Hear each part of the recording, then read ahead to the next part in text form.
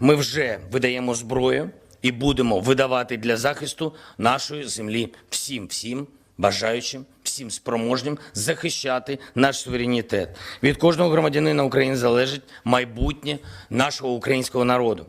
President of Ukraine calls on citizens to take up arms for future of Ukraine. Where are the women? Welcome to Management Highlights Daily. We made this channel for educational purposes, and we made this channel especially for men, because there are specific issues that men have to deal with, specific expectations that men have to live up to, specific roles that men have to fulfill that are taken for granted, that is looked down upon, that are not appreciated in modern society. The situation between Russia and Ukraine gives us insight into what is expected of men when war breaks out. The president of Ukraine calls on citizens to take up arms. Take a look at this article. Video reportedly shows Ukrainian men helping themselves to guns on a Kiev street after all 18 to 60 years were urged to take up arms and fight the Russian invasion. So this is voluntary, okay? They are not forced to pick up arms. Now let's look at the video. And I want you to count how many women you see. На Оболоне, блядь, ебать, вся Оболонь, блядь, все мужчины, блядь, собираются, блядь, посмотрите, как все будет. Приходите, мы вас будем всех встречать. Даже без документов раздают. Приходи, защищай свое государство Украину. Слава Украине. Where are the women at? Women didn't volunteer. Let's take it a step further. 18,000 weapons given to reservists in Kiev region, as Ukrainian men from 18 to 60 banned from leaving. Banned from leaving, guys. Here's another one. Ukrainian males aged 18 to 60 are now banned from leaving the country.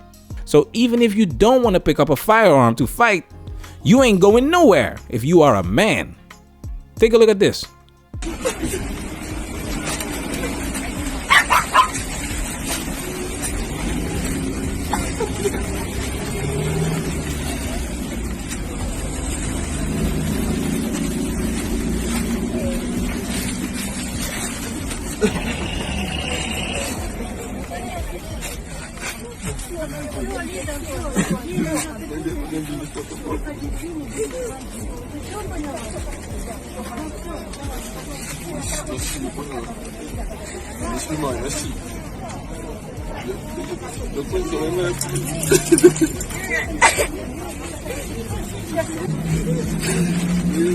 Women and children first. But in the US, women are equal. Women are strong and independent. They would protest because it's not equal rights if only men are banned from leaving the country. Women want to be banned from leaving the country too. I've been to Moscow and Kiev, and the feminism is not strong in these countries. The man in this video is crying because this could be the last time that he saw his family. This is serious, guys. This is not a video game. The moment you pick up a firearm, you have to be ready to die. So men pick up the firearms and men are banned from leaving the country. Check this out. You still have family there. Your mum's there. I think your brother's there. Have you spoken to them? What are they doing? Are they hiding? I mean, what are they doing to stay safe? My father is a professor of urology.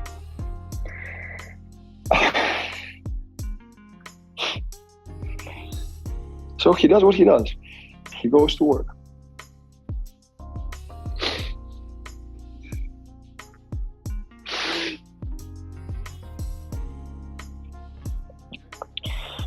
Same as my brother.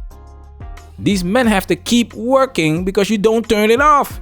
Every time you flush the toilet, you take it for granted until it stops working. You make a phone call and a man comes over to fix it. And even during war, men are still expected to do what they have to do. Now hear what the Ukrainian tennis player has to say. So they're trying to carry on. It's okay. Take your time. If you could get back and you had to, would you fight? So that's the only reason I'm coming back.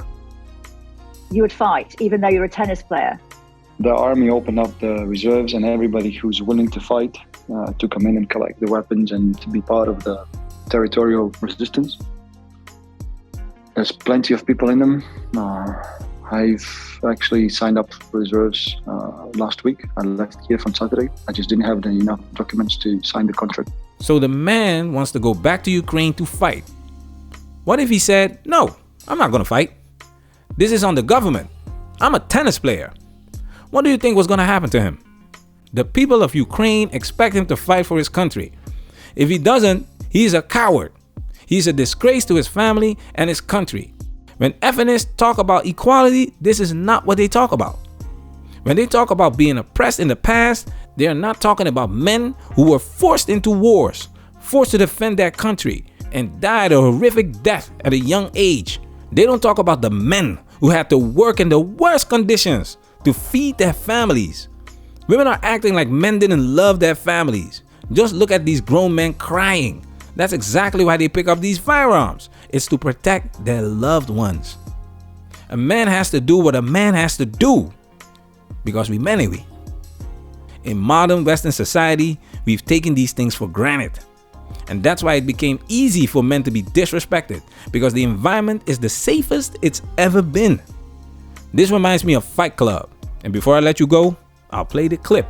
I'm going to play it frozen because of copyright issues. I want you to be proud to be a man. My heart goes out to all the people in these tough times. Peace is not the highest goal in life. It's the most fundamental requirement. God damn it, an entire generation pumping gas, waiting tables, slaves with white collars. Advertising has us chasing cars and clothes, working jobs we hate so we can buy shit we don't need.